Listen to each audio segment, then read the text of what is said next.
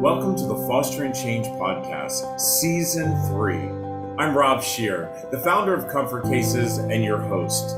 Together, we have made such a difference in the world. We've met with leaders and change makers in the foster care system. We've met with charities and philanthropists, celebrities, authors, and so much more. We'll continue to bring you guests who will share how together as a community we can bring about change.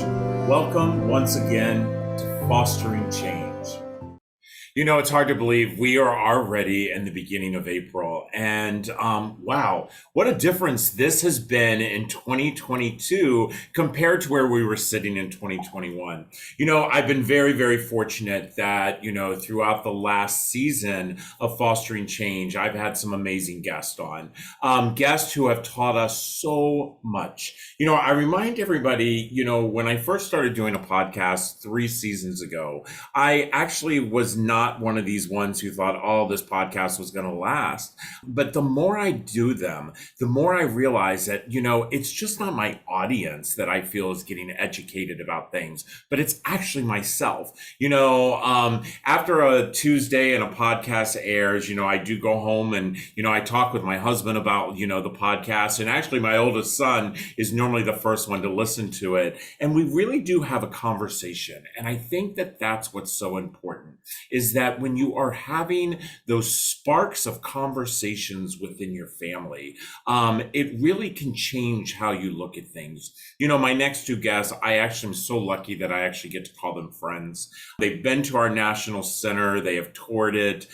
They are what I consider local celebrities, you know, when you turn on any of the news stations they're on. But, you know, I would like everyone to meet my friend David and Julie, and they are the authors of the 5 core conversations for couples. Let me tell you, I had my husband read it. I read it. It is definitely something that we need to read. Julie and David, welcome so much to Fostering Change. Thank you. Thanks for having us. Yeah, we're so happy to be here. Oh, well, you know what? I'm excited that you are guests. And, you know, I want to dive right in because I will tell you one of the things that I seem to see quite often is people who are in the public eye, like the 2 of you are, like I am. A lot of times they think that we live in this glass house and nothing is ever going wrong. And we have the perfect kids and the perfect family and we, you know, the best vacations. But, you know, I really just want to start peeling the layers off this onion and let's really talk about our families, because I think that you have a lot that you could bring to the table when it comes to our listeners and our viewers. So why don't you guys start and tell us some of your story? Sure. So Julie and I have been married 35 and a half years now. We have 4 daughters. Our oldest and our youngest are both biological, and our 2 middle girls are adopted. And the adopted girls happen to be biological siblings. Everyone's grown up. And we, during the course of our raising our children, one of our adopted children, Natalie, who is now 26 years old, as hard as that is for me to believe, almost 26 years old, was fairly evident early on, had some significant mental health issues. And thereafter, as she grew up and grew older, developed various addictions, and there was runaways, and there was drugs, and there was pregnancy, and all the rest of it. And you mentioned, you know, how people think everything's perfect, right? I mean, look at you, Rob. You look great. You're doing this wonderful nonprofit organization. People got to look at you and say, this guy can't have everything's perfect. It's all smooth sailing. And I think that we felt that a lot of people thought that about us. Julie's a therapist, a family therapist, and has worked with kids with attention issues and mental health issues for a long time. I'm a divorce lawyer. And, you know, from the outside looking in, you know, we got this nice family, everything's good. You know, we went to a coffee shop one morning, and that was the morning after our daughter had been charcoaled for blowing a 0.42 blood alcohol content and taken to the hospital for alcohol poisoning. Yeah. So, and that's all of that in a nutshell is what gave rise to the book that we wrote and all the other work that we're doing to try to help work with couples and families. Yeah, and really the reason why we wrote the book and why we're out talking to people is to let people know that relationships and families are tricky. and that everybody has something that they're struggling with. Even if you have, what seems to be wonderful kids and wonderful marriage or relationship, there's always something that's difficult, and you can't judge people. I do a lot of, family work with people, and before the pandemic, I would see people in my home office, and people would come. We had a nice place. I had a nice office, and people would be like, oh, there's something wrong with us because we're having issues. And I said to them, if you walk out this door in this very nice neighborhood that I live in, and you go into anybody's home, I'm going to tell you what you might see. And people were blown away. I mean, I didn't divulge secrets or information, but there was, a man across the street that had an alcohol problem that had been missing for a while. There was, a girl that ran away that was missing that, for several months. One couple had experienced adultery. Another couple had had cancer that they were dealing with, and MS down the street, and a brain tumor on the corner. The message that we want to tell people is that, yes, there's difficulties, but there's also ways to be together as a couple and be together as a family that can help make those difficult times better. And you can really make it through difficult times if there's good communication, and how important that is. As a dad who is, I have 5 kids, and as a matter of fact, I only have 1 girl, so I could not imagine. I could not imagine having 4 girls. I have 1 girl. I remind her all the time that she is a daddy's princess, and I hope I'm raising her to be the queen that she's going to be one day. But focusing on parenting and how you two look at parenting compared to like my husband and I. We've had this conversation, the 3 of us. My husband, grew up with parents of, celebrated 56 years of marriage. He's well educated. He doesn't and has not experienced the trauma of mental illness when it comes to children. How do you do that? Because I do know one of the core conversation is the parents and the partners, what advice do you give, couples like me, our other couples who are watching and seeing this, where, they're having the same issues, where they're having children who are, let's just be honest, David and Julie, the pandemic brought even more mental illness than we ever could have imagined. And how do you guys seem to get through it, or got through it? Where, for instance, my story, my husband and I are dealing with that right now with our 14-year-old son, trying to deal with his mental illness, and us still being partners and parenting, because it does put a strain on that relationship. It absolutely does. And you can imagine, I mean, Julie, it comes from the world of mental health, right? And whereas I come from the world of, if a kid's acting up when I was a kid, that just means that there was, they were weird, right? And that's what you thought about. Or they were jerks or weird or whatever. Or they're trying to be that way. So they're trying to be difficult. In terms of, there's a lot of questions built into that question that you just asked, but we struggled. And I think the most difficult time in our relationship, as our daughter was in her early to mid-teen years, because there was a lot of, I'm going to say arguing, although a fair amount of arguing, disagreement over how to manage her and how to treat her. Julie has a lot more experience, a lot more knowledge, for example, about medications and the benefits of medications. And for me, I oftentimes felt as if this child was being given reasons to act a certain way and therefore didn't have to take responsibility. And the fact of the matter is that probably had a little bit of both, but certainly the mental health stuff I had to become more knowledgeable and aware of. And it was not easy for me to accept having to deal with that. It was difficult. In terms of our being a couple, one of the things that we like to talk about is being the wide load. If you remember, you drive down the highway, right? And you see that big, wide, half house in front of you and it says wide load. And next to the wide load is that pace car, making sure nobody tries to get past it or make sure there's no accidents. And so we took turns sort of, because we had to, we took turns being the wide load and the other one had to step in and be the pace car. Yeah. Yeah. And, Rob, one of the things that you said in the very beginning of your question, which is, what do you do? How do you handle two different people coming into, this one relationship, right? I mean, you were raised very different than your husband. And even if you were raised similarly, there's going to be differences. And you have to remember that there's two different perspectives. There's two different histories that are coming together. And that really plays out in parenting. It plays out in finances a lot of times. It plays out in values and, work ethic also is one of those things. And you're really coming together as two very different human beings, sometimes even more different, as you said, with your husband. But the importance of, I like to call it perspective taking, right?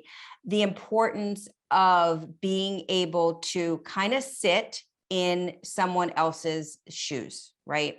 So your husband, I'm sure, does that, with you. Okay, why is Rob feeling, this way or acting this way in this particular moment? What about his past, or what about his current thinking is making him feel that way?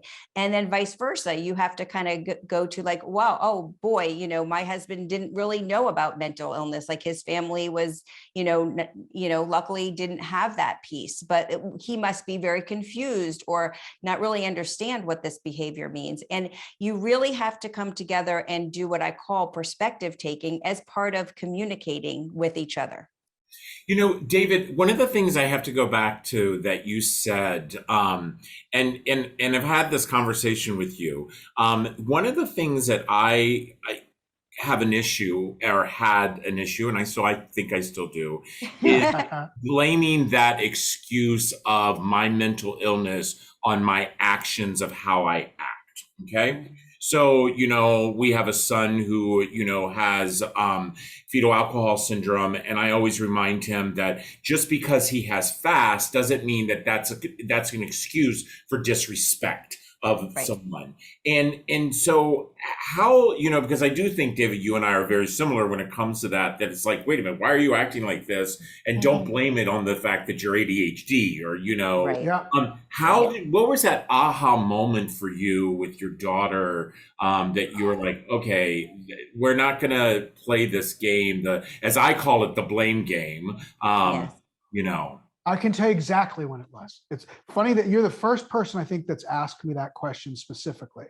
And I can still close my eyes and picture that moment when I said, she might be 80% right as to this kid, but there's 20% of me that's right. And we were in our family room, and there was a staircase that went up from the family room.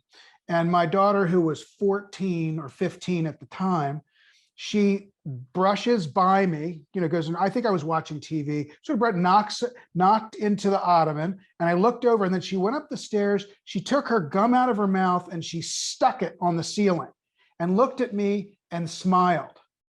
And this one here, Julie here says, she can't. I said, I'm like, what my reaction was. That is just not acceptable. I don't care what her issues are. And I really did.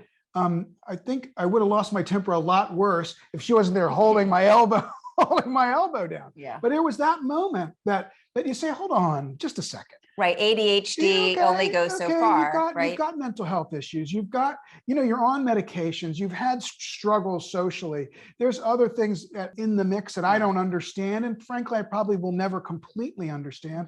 But you don't go sticking your chewing gum on the ceiling of the house that I'm paying for you to live in. Yeah. If she's 6, it's one thing, but this is a kid with a brain that's somewhat developed. And anyway, so that was the moment for me. Yeah. I actually can remember, and again, having children, 5, all from adopted through foster care, we know the trauma that they've experienced, trauma they continue to experience. But I do also remember that aha moment for me when I was like, not going to happen. And it was my son sitting in the kitchen, picks up his sister's mascara and decides to just rub it all over our brand new kitchen counters. We had just had our kitchen redone. And I was very like you, I was like, time out. I have worked my butt off to give you a beautiful home and all that and this is the disrespect you have. And so I do think that it's up to us as parents to at least understand and explain to our children that, we do understand that, their brain is not functioning the way it's supposed to, but that doesn't give you a free pass of disrespect. We're getting ready to take a break because when we come back, I really want to talk about how does mental health affect the entire core of our families? Because understanding that when you have 1, 2, maybe 3 children, and even maybe one of the parents that is suffering from some type of mental illness, that it actually can affect the entire core of our family. Listen, everyone, I'm telling you, my friend David and Julie, they have written this amazing book. We are going to have the links of where you can get this book. I will say, read it. Let your spouse read it, your partner read it. And then what I think you need to do is do me a big favor. Then I want you to pass it on to that couple who maybe just might not feel comfortable enough to have these conversations that we're having today, that they need to read about it. We'll be right back. So, everybody, I talk about this quite often, seeing the expansion that we have at Comfort Cases, and to now know that we have a Comfort Cases UK team, I could not be more grateful. But what I'm so excited about is that on May the 24th, my family will be boarding a plane and heading to the UK for a really big event. So I have my friend Sarah, who is actually also the CEO and the founder of Comfort Cases UK, right here with me today. So Sarah, tell us about what's going on when I get there. Oh my gosh, we are so excited to have you come to the UK. I cannot tell you, we are just so looking forward to meeting you and all your family. And we have got a huge event taking place on the 26th of May. We are introducing Comfort Cases to our community, to our network, and we are so excited to invite you to talk as our keynote speaker. And we will be doing some fundraising on the evening, but most importantly is to spread the message of how important the work that Comfort Cases UK is trying to do, and to continue all the good work that you've already been doing over there in the US. And things are happening really fast here, and we just cannot wait for you to share it with us. Well, I will tell you, I'm really, really excited. So listen, everybody, for those who are listening to our podcast, or actually you're watching it on YouTube, I want you all to do me one big favor. I want you to go to comfortcasesuk.org and donate. That's exactly right. What you would have donated to Comfort Cases, here, I want you to go donate to comfortcasesuk.org. We truly need to make people understand, whether there's a pond that is separating us, we are all one community. So Sarah, I'm excited to come to the UK, sending lots of love, and please, comfortcasesuk.org. You know what? There's nothing more exciting when I take a break and I feel that, what a good first part of this podcast, really enlightening. I have been very, very open about my own personal mental illness. The fact is, as a kid who grew up the way I grew up, I would be an absolute liar if I said that I did not come with my own baggage. And, my therapist every Monday, I get to unload to him. And as I've said to people in my videos that have gone viral, I talk about the antidepressants that I must take and how many times I have fallen into a well. And even though I know in that well, it's so dark that people are throwing me ropes, I just don't see them to grab them. And it affects my entire family. It's been many years. It's probably about 3 or 4 years since I have actually fallen in that well, and I'm so happy about that. But I do want to say, I do remember the last time that I fell into the well. And I remember I had been in bed for almost 2 weeks. And my young son came into the room. At the time, he was around 9 years old. And he said, "Daddy, I need you." You know, it was that moment to hear him say, Daddy, I need you. And whatever, I can't remember what he needed me for. It was that feeling the need of my child, who actually pulled me out of that well. And, you know, I doubled my therapy up that week and the week after and the week after. So, you know, the reason I bring that up, David and Julie, is because I want to talk about the effects it has on your family when it comes to mental illness. Because I know for my husband, who has never been to a therapist except for the family therapist that we go to. And by the way, I'm telling you, everybody, therapy is definitely worth every single penny. I go to therapy, we do family therapy. But what I want to know is, how did it affect your family? Yeah, so let me start with everybody looks back, you know, in their parenting career when a lot of the raising your children is over or behind you, and where did you know, what did you do well and what didn't you do so well? And I think Julie and I recognize that one of the things that we didn't focus as much on as we should have is how this child's mental illness and her behavioral issues not just affected us, because we were acutely aware of how it was affecting us, but also how it affected our other kids. I'll give you a quick example. Now, you know, Super Bowl comes around every year, right? And what do people do at Super Bowls? They go to Super Bowl parties. And in neighborhoods with lots of kids and parents with kids, what happens? They all get together and a family has a big Super Bowl party, and the kids come and the parents come. And we remember very specifically, both of us do. The heartbreaking part wasn't that we were not invited to these parties often, but was the recollection. Again, I talk about snapshots in your brain, and we all have them. Seeing my youngest daughter, who probably was 5 or 6 years old at the time, watching her friends walk down the street to go to the neighbor's house and wondering, why aren't we going? And the reason why we weren't going is because we weren't asked to come, because people were unsure how our child was going to respond in that type As were of we. We environment. were As unsure. were we. You know, And she was a wild card. It was heartbreaking stuff. And we did on occasion. And in the book, you know, you saw the book, and there's some letters that Julie wrote to our one daughter that we're talking about.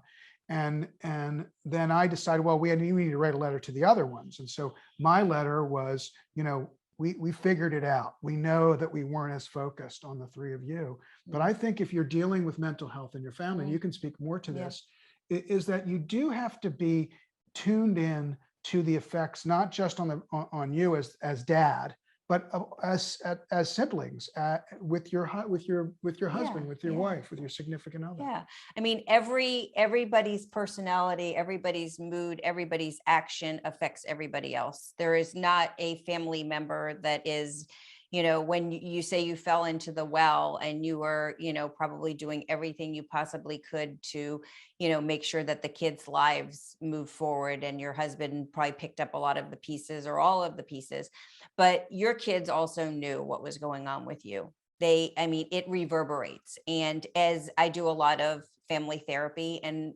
families are systems, and everybody in the family affects everybody else, and there's equilibriums, and it's just, you can't help it. And even if you have a child that has mental health issues or behavioral issues, and you think you are keeping that child, you know, in a bubble and the other kids aren't affected, you're dead wrong.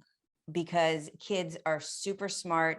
They know what's going on. And I always tell, you know, parents and families, I have families that I work with that are maybe getting separated or divorced, and they haven't told their kids yet. And I tell them, I said 99% of the time that I work with families, when the parents actually sit down and talk to the kids say, I already knew. I knew that. Yeah.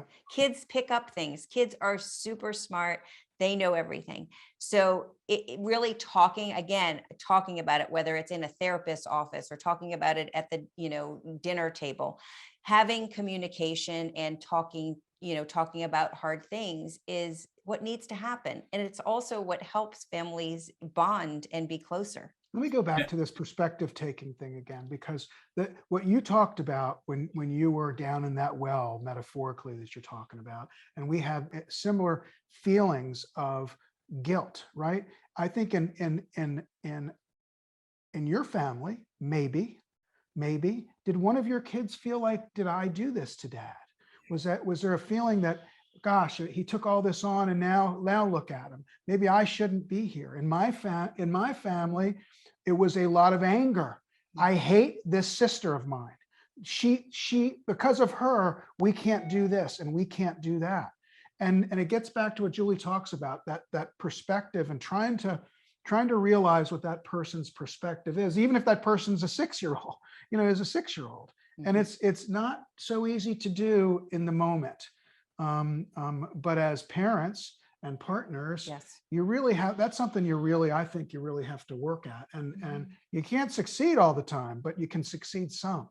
Yeah. And, David, to hear what you and Julie said about the parties on the street and not, we've dealt with that as well, the Scheers that, the Super Bowl parties, the birthday parties that, all the kids are invited, but my children. And it's because they don't know how the one child is going to react or what's going to trigger. And so the avoidance that, I feel like, it's hard on everyone.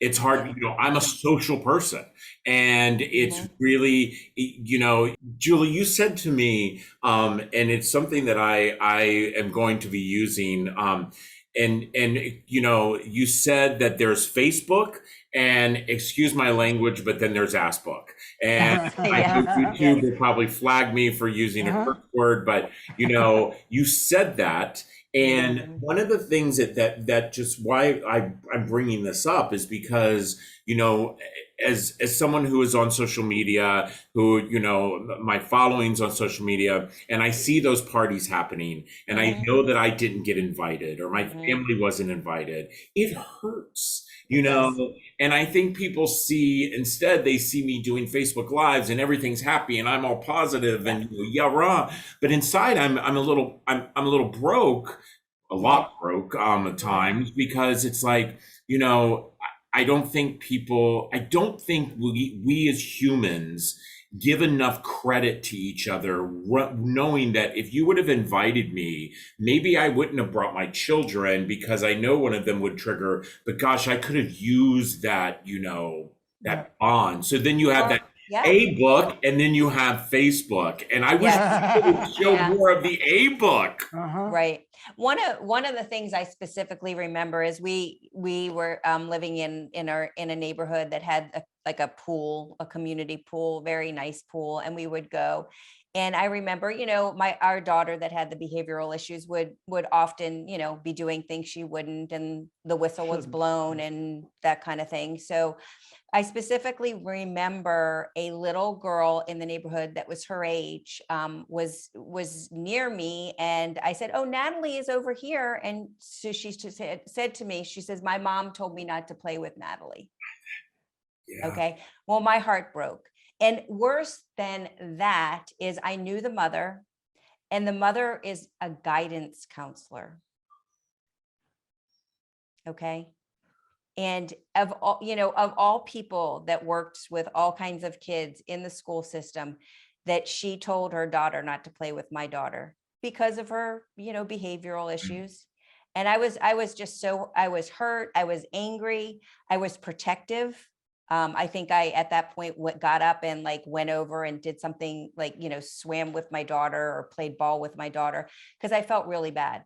Yeah. Or she jumped and did a cannonball in front of the mom, so she got all yeah, I felt that's exactly what I would have done. And by the way, Julie, we had the same. It's so weird how parallel our families are, because we did the same thing. We have a pool in our backyard. We didn't need to join the local pool, but we joined that local pool because we wanted the community bond with our children, and we had the same exact thing happen. And we never went back to that community pool because knowing that there was a parent who told their child that they could not play with my son, it was heartbreaking to me. Yeah. Because, and I look back and and I have several of my kids who have challenging issues, but I look back and I get a little bit choked up because I have a son who maybe once in 15 years has been invited to a birthday party. Yeah. Yeah. Yeah. And the reason we have not had birthday parties for him is because the one time we did send the cards out and every person RSVP'd no. And so I think that we as humans need to, as parents, do better, be better, and understand that, as you guys said this a little while ago about being in someone else's shoes. Yes. Being in someone else's shoes. No, I don't ever expect a parent to put their child in a situation where their child will be in danger. And I do not believe that my children would ever harm a child, But I think sometimes that we don't realize that the words that we say within our youth hurt really deep, Yeah. And I do want to say, without, I try to look for, without being a Pollyanna and, rose-colored glasses, I try to look for silver linings. And I do think that our other three girls that grew up with a sister that had severe mental health, behavioral, and addiction issues all have taken something with them in terms of tolerance, in terms of being able to handle people. One of our daughters is a business owner, and she hires people that often have some anxiety, depression, mental health issues. And she knows, she learned from a very early age, she knows that, there's ups and downs, and she knows that people need support and self-care is really important. I think it's made her a really good business owner. One of our other daughters is a middle school teacher, and she comes home with stories all the time, and she runs things past me. Hey, Mom, what do you think about this? Do you think, that kind of thing? But I think it's made all of the other girls, even though it took a toll on them, it's created some awareness and some really good skills in their lives that they've been able to, deal with all kinds of people because of that. So as we're wrapping this up, I have a couple of last questions. Number one, how is your relationship with your daughter now? Non-existent. Yeah, not great. We hear from her every once in a while, mostly when she needs something. So the last time we heard from her was probably 2 months ago. She was in a rehab for, drugs and alcohol, and she wanted a coat and some boots, and I sent them through Amazon, and I haven't heard from her since then. I think she's alive, and as long as she's alive, we hold out hope that one day she'll be able to come back to us, and she'll, we can have a relationship with her. But it's been really hard. There's an old saying, the health, I mean, I'm going to botch this up. The health of the many has to take precedence over the health of the few or the health of the one. And as a parent, and like I said, go back and kick yourself for different things, but there came a time when we talked about what else we could do or what we should try. Should we bring her home? Should we not? And I made we made a very difficult decision, which was we got to protect our other kids, and we had done what we thought we could do. Of course, you could always do more. And believe me, talking about people who don't understand and who are critical, how could you do this and why would you do that sort of thing? But we made a decision that we had given her the tools, that we had invested time and money and everything else, and she needed to do something to better her. Something. It didn't even have to be very much. Just take a step, and never. To this day, as far as I'm aware, has not done it. Yeah. Now, a lot of that is everything else that's been mixed into her concoction of her personality makeup now. But some of it is I still think old-fashioned stubbornness. to some degree. Well, I understand it and comes from mental someplace. mental health. I mean, she has severe mental health She issues. does, no question. But and Rob, asking how do you do this as a couple? We basically lost a child. Yeah. I mean, she is still alive as far as we know, but we basically have lost a child, which is probably the hardest thing that any parent can ever say, right? In terms of loss. I mean, in some ways, I don't want to say it's worse, but it's different because you say to yourself, and it's less now. It used to be more frequently. You say to yourself, maybe this is the day I got to drive up to Pittsburgh, find her, throw her in the car. Let's get her down here. Let's clean her up. Let's just get back to let's try to turn her life around. And then you stop yourself. And you say, no, I can't. I just can't do it. And we did. We kept it. We were, like Charlie Brown in the football. We kept on going back and trying. Okay, if we only do this, so if we only do that, if we, we do this, and we're still not giving up on her. I am still, as I said to you, if she's alive, there is hope that she can, somehow turn things around and somehow be in our life again. I mean, I would love nothing more than to have a relationship with her. She has a son that she ended up placing for adoption with a birth family relative. And I keep on thinking, okay, well, she's going to turn it around because she wants to know him or have a relationship with him. That has to be the catalyst.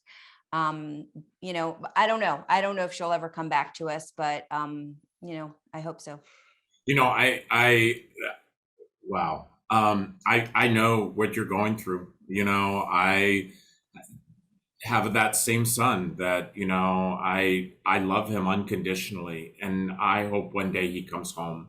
And I want to do what you said, David. There's times I want to go and pound the doors and grab him and stick him in a car. And but I do also believe that there is a part of stubbornness when it comes to people who have mental illness. And so that is something that I truly, truly do know. Listen, this has been an unbelievable conversation. Everyone, I am telling you, it's why we brought Fostering Change on. I mean, to help bring about change, but to educate us in ways to help us move that path forward. And I know that some of you who are listening, you will reach out to me because you are going through exactly what my friends have gone through, and by the way, are still going through. Because I have to agree with what Julie said. As long as my son is taking a breath, there is hope. And I know a lot of you that are watching and listening, you have that same exact feeling and going through this. Listen, David, Julie, you are absolutely the best. Again, guys, everybody, this is the 5 core conversations for couples. There will be a link on our site. It's a must read. It is a must read. I keep a certain number of books, as you all know, in my office that are at where I can grab, and because sometimes I just need a little bit. This is one of those books. So when you do visit me and you see me, I will tell you that book will be sitting right here. And listen, thank you for being such good humans. Thank you for writing this and continuing to just, do what we all should do, which is lift each other up. Everyone, until the next time, this is Fostering Change. I want to say thank you to each and every one of you for listening or watching the latest episode of Fostering Change. All of us on our team hope that you've learned something new today and have been inspired to be a good human. Now, just a reminder that you can always find Fostering Change on your favorite channels on Google, Spotify, iTunes, YouTube, and others, including, of course, comfortcases.org. I want to give a big thank you to all of you for joining us each and every week. And a reminder that if you have a suggestion for a guest, or maybe you might have a question about today's podcast, or are interested in becoming a sponsor of Fostering Change, please don't hesitate to email me personally at fosteringchange@comfortcases.org. Now, that's it for now. Thanks again, and we'll see you next Tuesday. Take care.